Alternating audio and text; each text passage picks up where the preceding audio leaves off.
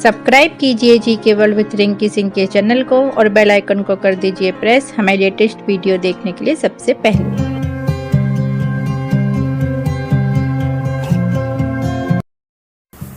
Hello friends, Om Sai Ram. GK world with Rinki Singh के channel में आपका एक बार फिर से स्वागत है। मैं हूँ रिंकी सिंह। कैसे हैं आप? तो फ्रेंड्स, आज की वीडियो में हम बात करेंगे श्री साईं सच्चरित्र का दूसरा अध्याय। हाँ दोस्तों, जैसे कि मैंने आपको पहले भी बताया था कि श्री साईं सच्चरित्र की वीडियो आपको हमारे चैनल पर अलग अलग पार्टों में मिलेंगी। तो आज मैं श्री साईं सच्चरित्र दूसरा अध्याय आपको सुनाने जा रही हूँ। साईं सच्चरित्र का अध्याय सुनाने से पहले एक बात आपसे जरूर करना चाहूँगी, एक बात आपसे जरूर ये कहना चाहूँगी कि साईं सच्चरित्र को, जैसे मैंने आपको पहले भी बताया है कि साईं सच्चरित्र को अगर आप पढ़ रहे हैं या श्री साईं सच्चरित्र को अगर आप सुन रहे हैं, अगर आपके पास टाइम नहीं है साईं सच्चरित्र को पढ़ने का, तो साईं सच्चरित्र को पढ़ने या सुनने से पहले आपको अपने मन में ये फील करना होगा कि आप शिरडी में ही खड़े हुए हैं।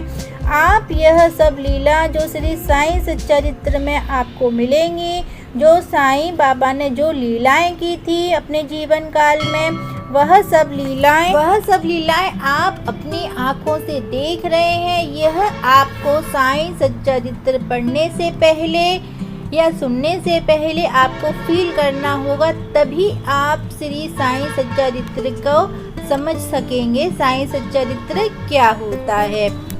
मैं ये फील कर रही हूँ कि मैं यह साईं सच्चरित्र को शिरडी के द्वारका माई में बैठकर पढ़ रही हूँ। तो यह वीडियो मैं आप सबके साथ शेयर कर रही हूँ। ध्यान से सुनिएगा।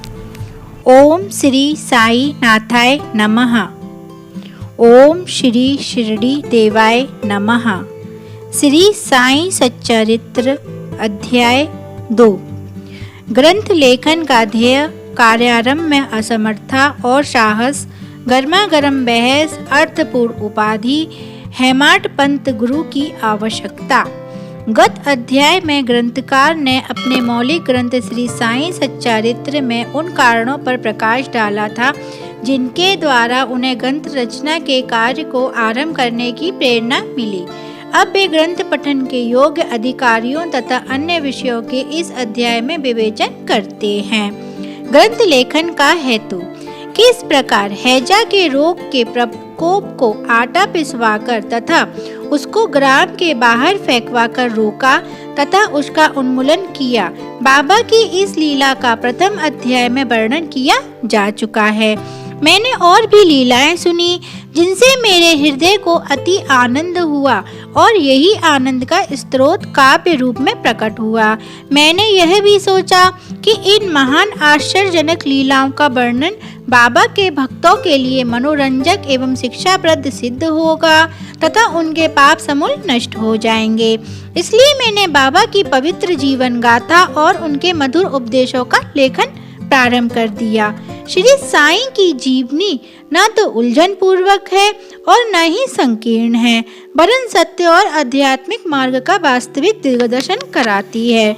इसका उत्तर केवल यही है कि श्री साईं बाबा की जीवनी सागर के सदृश अगाध, विस्तृत और अथाह है। यदि इसे गहरे गोते लगाए जाए तो ज्ञान एवं भक्त रूपी अमूल्य रत्नों की प्राप्ति हो सकती है, जिनसे मुमुक्षुओं को बहुत लाभ होगा। श्री साईं बाबा की जीवनी, उनके दृष्टांत एवं उपदेश महान आश्चर्य से परिपूर्ण है। दुख और दुर्भाग्यग्रस्त मानवों को इनसे शांति और सुख प्राप्त होगा तथा लोक एवं परलोक में श्रेयस की प्राप्ति होगी। यदि श्री साईं बाबा के उपदेशों का, जो कि वैदिक शिक्षा के समान ही मनोरंजक और शिक्षाप्रद है, ध्यान पूर्वक श्रवण एवं मनन किया जाए तो भक्तों को अपने मनोवांछित फल की प्राप्ति की हो जाएगी, अर्थात ब्रह्मा से अभिन्नता अष्टांग योग की सिद्धि और समाधि, आनंद आदि की प्राप्ति सरलता से हो जाएगी। यह सोचकर ही मैंने चरित्र की कथाओं को संकलित करना प्रारंभ कर दिया। साथ ही यह विचार भी आया कि मेरे लिए सबसे उत्तम साधना भी केवल यही है, जो भोले भाले प्राणी श्री साईं बाबा के दर्शनों से अपने नेत्र सफल करने के सौभाग्य से वंचित रहे, उन्हें यह चरित्र अति आनंददायक प्रतीत होगा। अतः मैंने भी अपना अहंकार उनसे श्री चरणों पर न्यौछावर कर दिया। मैंने सोचा कि अब मेरा पथ अति सुगम हो गया है और बाबा मुझे इहलोक और परलोक में सुखी बना देंगे। मैं स्वयं बाबा की आज्ञा प्राप्त करने का साहस नहीं कर सकती, अतः मैंने श्री माधवराव उपनाम श्यामा से, जो कि बाबा के अतरंग भक्तों में से थे, इस हेतु प्रार्थना की। उन्होंने इस कार्य में निवृत्त श्री साईं बाबा से विनम्र शब्दों में इस प्रकार प्रार्थना की, ये अन्ना साहेब अपने जीवनी लिखने के लिए अत्यंत उत्सुक है, परंतु आप कृपया ऐसा न कहना कि मैं तो एक फकीर हूँ तथा मेरी जीवनी लिखने की आवश्यकता ही क्या है। आपकी केवल कृपा और अनुमति से ही ये लिख सकेंगे, अथवा आपके श्री चरणों का पूर्ण प्रताप ही इस कार्य को सफल बना देगा। आपकी अनुमति अतः आशीर्वाद के अभाव में कोई भी कार्य यशस्वी नहीं हो सकता।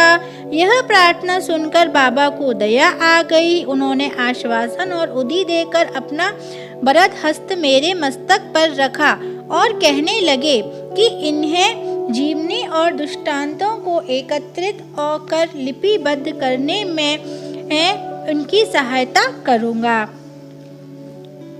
मैं स्वयं ही अपनी जीवनी लिखकर भक्तों की इच्छा पूर्ण करूंगा, परंतु इनको अपना अहंग त्याग कर मेरी शरण में आना चाहिए, जो अपने जीवन में जिस प्रकार आचरण करता है कि मैं अत्यधिक सहायता करता हूँ। मेरी जीवन कथाओं की बात तो सहज है, मैं तो इन्हें घर बैठे अनेक प्रकार से सहायता पहुँचाता हूँ।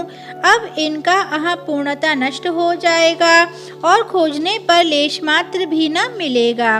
तब मैं इनके अंतकरण में प्रकट होकर स्वयं ही अपनी जीवनी लिखूंगा। मेरे चरित्र और उपदेशों के श्रवण मात्र से ही भक्तों के हृदय में श्रद्धा जागृत होकर सफलता पूर्वक आत्मानुभूति एवं परमानंद की प्राप्ति हो जाएगी।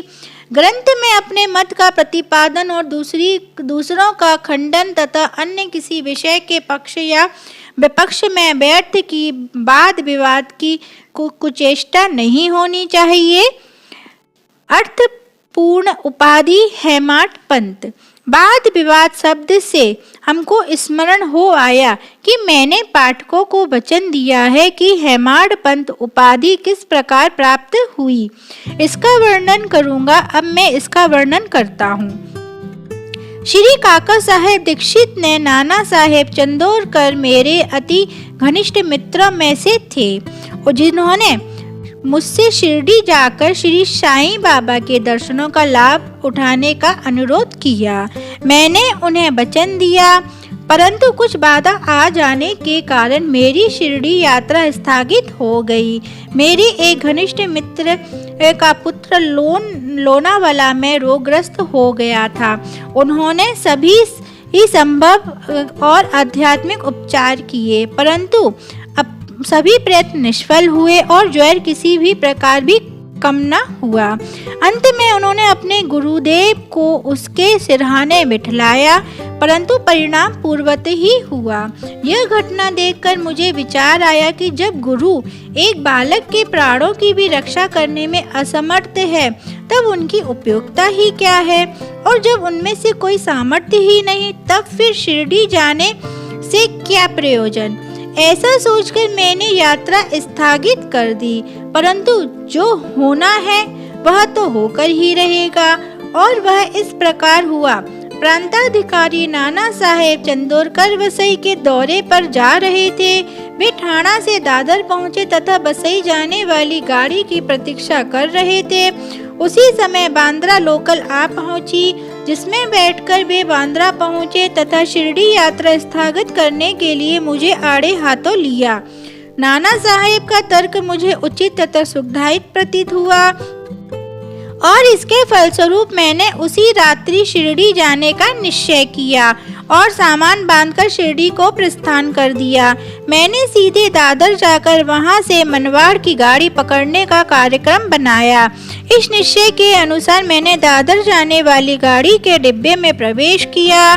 गाड़ी छूटने ही वाली थी कि इतने में एक यवन मेरे डिब्बे पर आया और मेरा सामान देखकर मुझसे मेरा गतवन स्थान पूछने लगा। मैंने अपना कार्यक्रम उसे बतला दिया। उसने मुझसे कहा कि मनवाड़ की गाड़ी दादर पर खड़ी नहीं होती, इसलिए सीधे बोरी बंदर से होकर जाओ। यदि यह एक साधारण सी घटना घटित नहीं हुई होती तो मैं अपने कार्यक्रम के अनुसार दूसरे दिन शिरडी न पहुंच सकने के कारण अनेक प्रकार की शंका कुशंकाओं से घिर जाता, परंतु ऐसा घटना न था। भाग्य ने साथ दिया और दूसरे दिन 9 से 10 बजे के पूर्व ही मैं शिरडी पहुंच गई। यह सन 1910 की बात है, जब प्रवासी भक्तों को ठहरने के लिए साठेवाड़ा एकमात्र स्थान था। तांगे से उतरने पर मैं साईं बाबा के दर्शन के लिए बड़ा लालियत था। उसी समय भक्त प्रवर श्री तात्या साहेब नूलकर मस्जिद से लौटे ही थे। उन्होंने बतलाया कि इस समय श्री साईं बाबा मस्जिद के मोड़ पर ही हैं। अभी केवल उनका प्रारंभिक दर्शन ही कर लो और फिर स्नान आदि से निर्भीत होने के पश्चात सुमिंदा से भेंट करने जाना। यह सुनते ही मैं दौड़कर गया और बाबा के चरण वंदना की। मेरी प्रसन्नता का पारावार न रहा। मुझे क्या नहीं मिल गया था। मेरा शरीर उल्लासित सा हो गया। क्षुधा और तृषा की सुधि जाती रही। जिस क्षण में उनके भवविनाशक चरणों का स्पर्श प्राप्त हुआ, मेरे जीवन में एक नूतन आनंद प्रवाह बहने लगी। मैं उनके सदैव के लिए ऋणी हो गई। उनका यह उपकार मैं कभी भूल न सकूंगी। मैं सदा उनका स्मरण कर उनके मानसिक प्रणाम किया।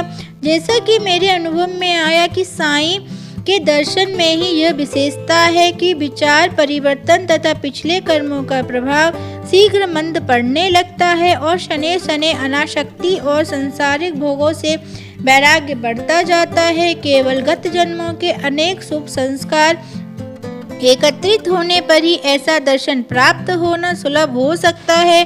पाठकों में आपसे शपथ पूर्वक कहता हूँ कि यदि आप श्री साईं बाबा को एक दृष्टि भरकर देख लेंगे तो आपको संपूर्ण विश्व ही साईं में दिखलाई पड़ेगा। गर्मा गर्म बहस। शिरडी पहुंचने के प्रथम दिन ही बाला साहेब तथा मेरे बीच गुरु की आवश्यकता पर वाद विवाद छिड़ गया। मेरा मत था कि स्वतंत्रता त्याग कर पराधीन क्यों होना तथा जब कर्म करना ही पड़ता है तब गुरु की आवश्यकता ही कहाँ रही। प्रत्येक को पूर्ण प्रयत्न कर स्वयं को आगे बढ़ाना चाहिए। गुरु शिष्य के लिए करता ही क्या है, वह 3 सुखों से निद्रा का आनंद लेता है। जिस प्रकार मैंने स्वतंत्रता का पक्ष लिया और बाला साहेब ने प्रारंभ का, उन्होंने कहा कि जो विधि लिखित है वह घटित होकर रहेगा। उसमें उच्च कोटि के महापुरुष भी असफल हो गए हैं। कहावत है, मेरे मन कछु और है विधाता के कछु और। फिर परामर्श युक्त शब्दों में बोले, भाई साहब यह निरी विद्वता छोड़ दो, यह अहंकार तुम्हारी कुछ भी सहायता नहीं करेगा। जिस प्रकार दोनों पक्षों के खंडन मंडन में लगभग 1 घंटा व्यतीत हो गया और सदैव की भांति कोई निष्कर्ष न निकल सका, इसलिए तंग आकर और विवश होकर विवाद स्थगित करना पड़ा। जिसका परिणाम यह हुआ कि मेरी मानसिक शांति भंग हो गई तथा मुझे अनुभव हुआ कि जब तक घोर दैहिक बुद्धि और अहंकार न हो तब तक विवाद संभव नहीं है। विस्तृत यह अहंकार ही विवाद की जड़ है। जब अन्य लोगों के साथ मैं मस्जिद गया तब बाबा ने काका साहेब को संबोधित कर प्रश्न किया कि साठेवाड़ा में क्या चल रहा है, किस विषय में विवाद था। फिर मेरी ओर दृष्टि पात कर बोले कि इन हेमाड पंत ने क्या कहा। ये शब्द सुनकर मुझे अधिक अचंभा हुआ। तो यहाँ श्री साईं सच्चरित्र का दूसरा अध्याय समाप्त होता है। एक बार सच्चे दिल से ओम श्री साई नाथाय नमः जरूर बोलिएगा। हाथ जोड़कर बाबा को नमन कीजिएगा। दूसरा पार्ट जल्दी ही लेकर आऊंगी। तब तक के लिए ओम साई राम। आपका दिन शुभ और मंगलकारी हो।